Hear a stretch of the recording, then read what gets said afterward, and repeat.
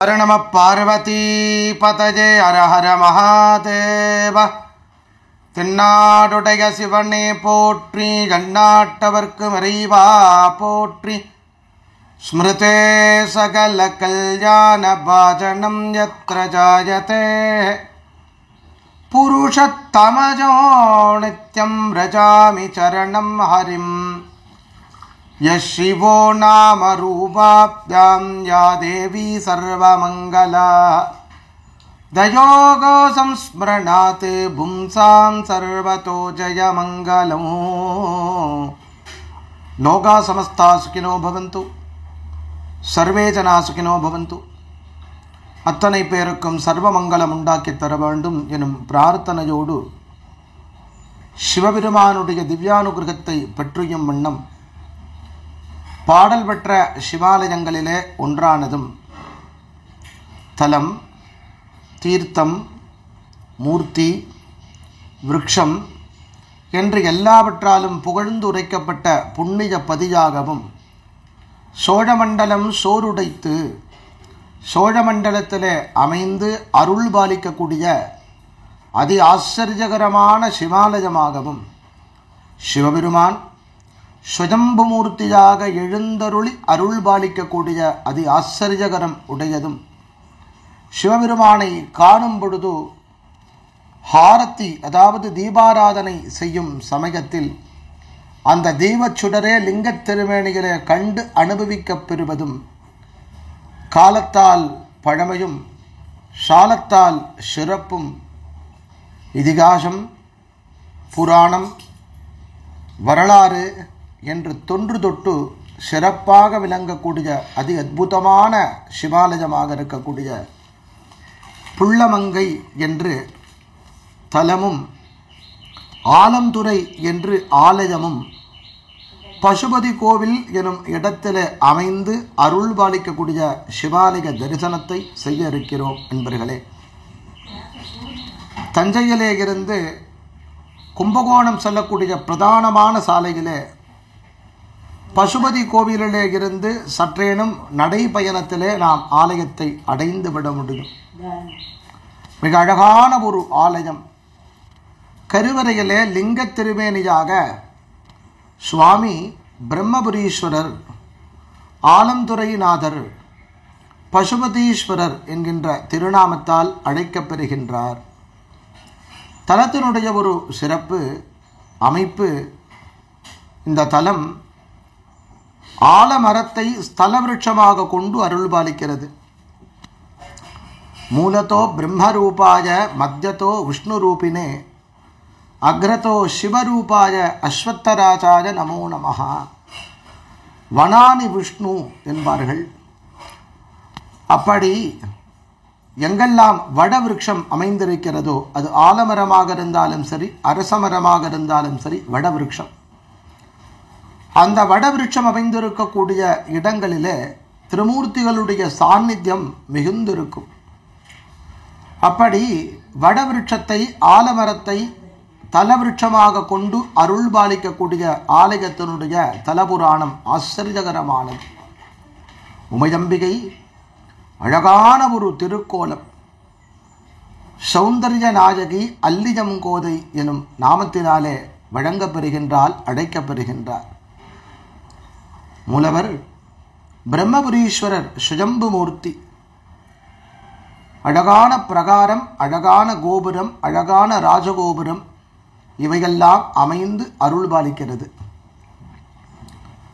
ஆலயத்தினுடைய ஒரு விசேஷம், கிருதயுகத்தில் பிரம்மா தினந்தோறும் படைக்கும் சந்தர்ப்பத்தில் ஒரு நாள் நாமல்லவா படைக்கிறோம் என்று எண்ணினாராம். நாமே நம்முடைய எண்ணமே நமக்கெல்லாம் தெரியும் என்ற நிலை வந்தால் நாம் அந்த சமயத்திலேயே தூக்கி எறியப்படுவோம். அடுத்தபடியாக ஒரு படைப்பை பண்ண முடியவில்லை அவரால்.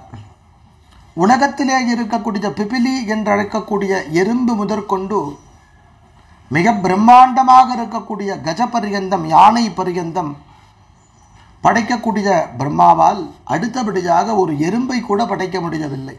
ஆச்சரியப்பட்டார். இத்தனை சந்தர்ப்பத்திலே நாமல்லவா இவற்றை செய்தோம், இப்பொழுது ஏன் செய்ய முடியவில்லை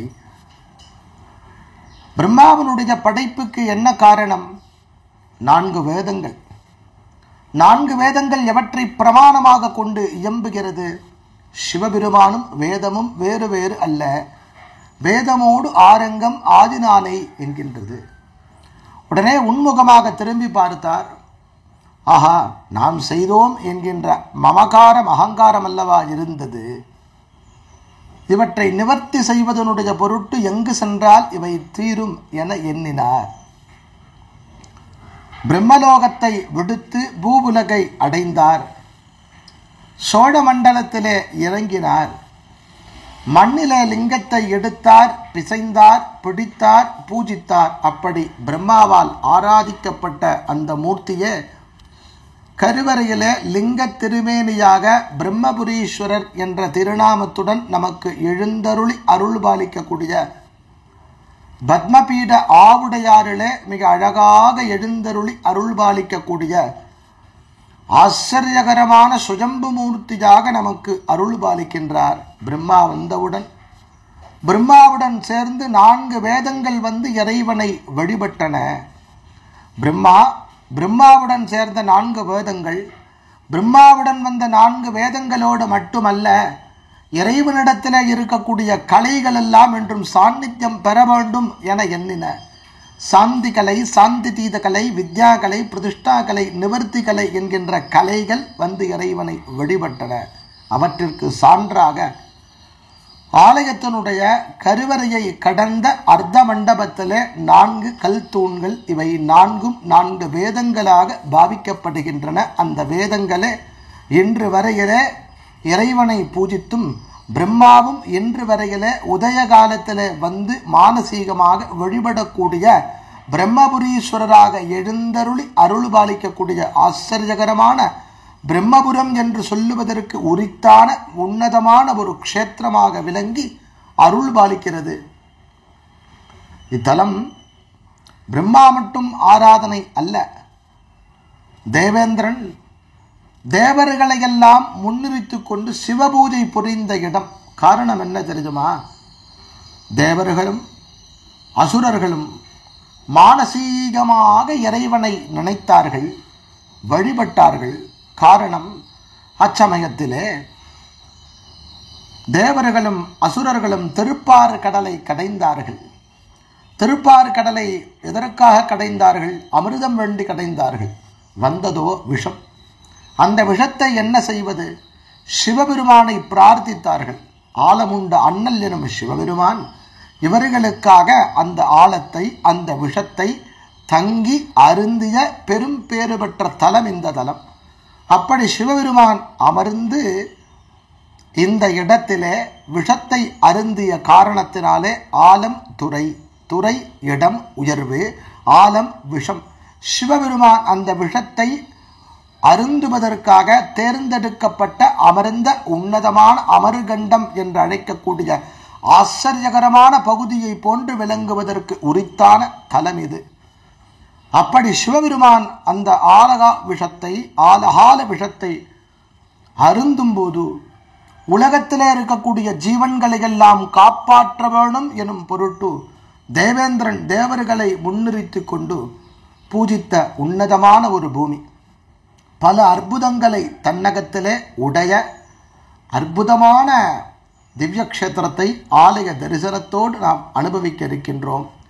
அழகான ஆலயம், ஆலய தரிசனத்தோடு சேர்ந்து அவற்றை அனுபவிப்போம். சிவபெருமானுடைய திருவருள் அனைவருக்கும் உண்டாக்கி தர வேண்டும் எனும் பிரார்த்தனையோடு ஆலயத்தை காண்போம், வழிபடுவோம், அருள் பெறுவோம். ஓம் நம சிவாய்.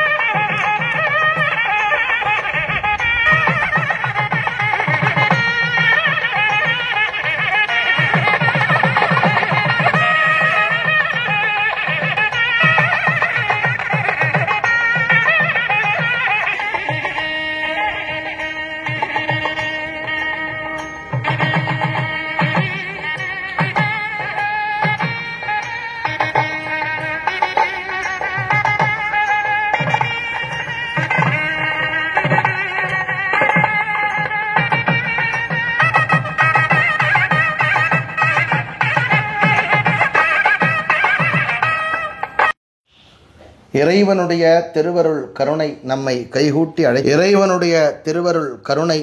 கைகூட்டி அழைத்துச் செல்கிறது.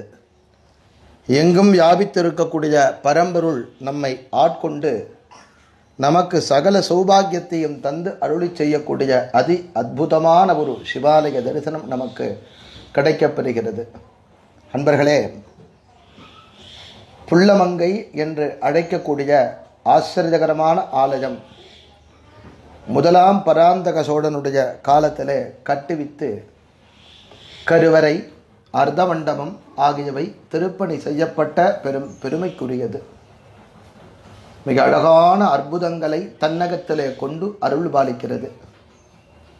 கர்ப்ப கிரகத்திலே அமைந்திருக்கக்கூடிய ஆலந்துறை மகாதேவர் மிக அழகாக ஒரு அருட்காட்சி தருகின்றார். எங்கும் வியாபித்திருக்கக்கூடிய பரம்பொருளை நாம் கண்டு உணர்வதற்கு உரித்தான ஆலயங்களிலே ஒன்றான ஆலயமாக அமைந்து அருள் பாலிக்கிறது. எத்தனை அழகான கருங்கல் கட்டுமான பணி! காண்பதற்கு பேரின்பம் வேண்டும். அழகான ஆலயம் அகழி அமைப்பை தன்னகத்திலே கொண்டு அருள் பாலிக்கிறது. மற்றும் ஒரு சிறப்பு, இத்தனை சிறப்புகளை எல்லாம் ஒருங்கே கூட்டிய ஆலயத்தை தான் நாம் தற்பொழுது கண்டுகொண்டு அனுபவித்து கொண்டு வருகின்றோம். கருவறை, அர்த்தமண்டபம், மகாமண்டபம் ஒரு பெரிய பிரகாரத்துடன் கூடிய அழகான ஆலயமாக அமைந்து அருள் பாலிக்கிறது. கருவறை கோபுரம், அதாவது கருவறை விமானம் கருங்கல்லிலே அமைக்கப்பட்ட தனிப்பெரும் சிறப்புடையது. மகாபலிபுரத்தில் அமைந்திருக்கக்கூடிய கருங்கல் வேலைப்பாட்டினை போன்று அமைந்து அருள் பாலிக்கிறது. அதோடு மட்டுமல்ல, பற்பல சிற்பங்கள், ராமாயண சிற்பங்கள் எல்லாம் இங்கே நாம் காண வேண்டும். சிவபெருமானுடைய நாட்டிய வகைகள் அவைகள் எல்லாம் மிகச் சிறந்த ஒரு வேலைப்பாடாக சிறிய ஒரு ஜன்னல் அமைப்பிலேயும் படம் என்று சொல்லக்கூடிய ஃப்ரேம் அமைப்பிலேயும் அமைந்து அருள் பாலிக்கிறது. இத்தனை சிறப்பு கலா என்று நாம் வியந்து அருள் பெற்று ஆனந்தத்தில் தன்னை மறந்திருக்கக்கூடிய உயர்வான ஆலயமே இந்த ஆலயம். இவ்வாலயத்தினுடைய பிராகாரத்திலே தான் நாம் தற்பொழுது நின்று கொண்டு இறைவனை நெக்குருக வழிபடக்கூடிய ஒரு பேராக நமக்கு அமைந்து அருள் பாலிக்கிறது. இங்கே அமைந்து அருள் பாலிக்கக்கூடிய இந்த தட்சிண கோஷ்டத்திலே மிக அழகான அந்த கணபதியினுடைய சிற்பம் விக்கிரகம் பார்த்து கொண்டே இருக்கலாம். இப்புறத்தில் கணபதி, பின்புற கோஷ்டத்தில் லிங்கோத்பவர், வடபுற கோஷ்டத்தில் அழகான பிரம்மா, அதை கடந்ததும் அமைந்திருக்கக்கூடிய துர்க்கையினுடைய விக்கிரகம் எத்தனை முறை வேண்டுமானாலும் பார்த்து கொண்டே இருக்கலாம்.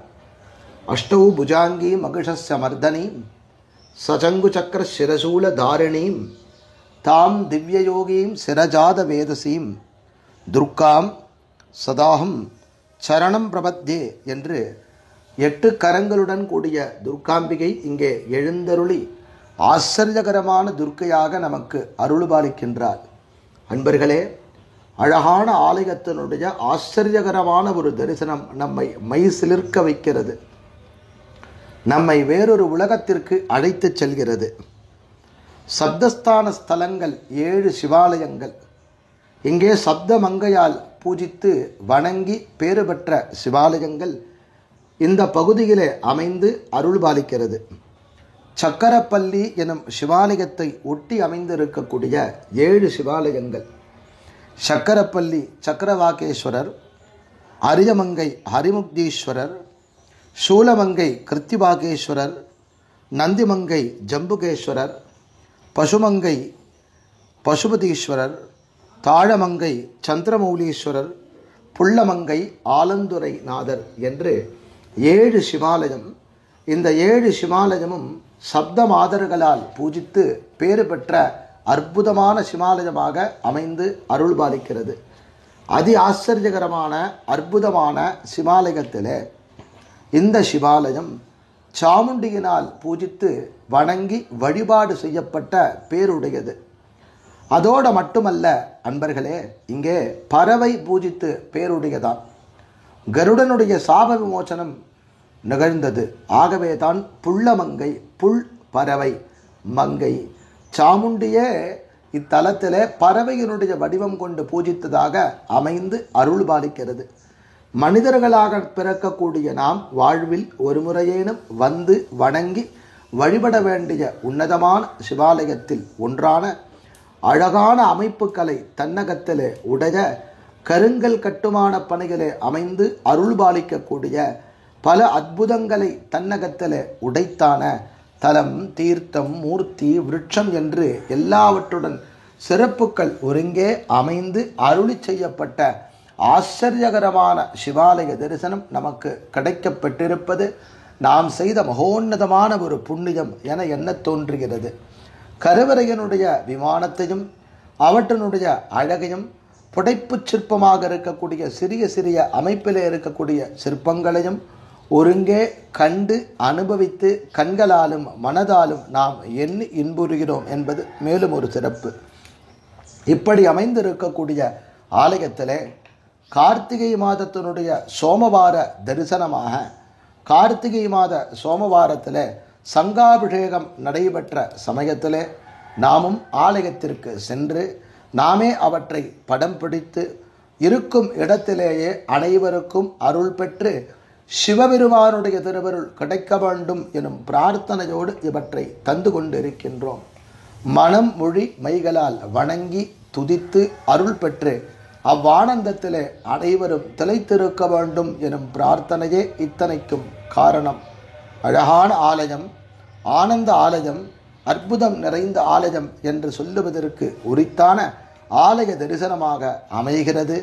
சௌந்தர்ய நாயகி உடனாய பிரம்மபுரீஸ்வரர் ஆலந்துறை நாதர் நமக்கு சகலவிதமான சௌபாகியத்தை தந்து அருளி செய்ய வேண்டும் எனும் பிரார்த்தனையோடு அத்தனை பேருக்கும் சிவனருள் கிடைக்க வேண்டும் எனும் பிரார்த்தனையோடு எம்பெருமானுடைய திருவடியை போற்றுவோம், எம்பெருமானுடைய திருவடியை வணங்குவோம். ஓம் நம சிவாய. ஓம்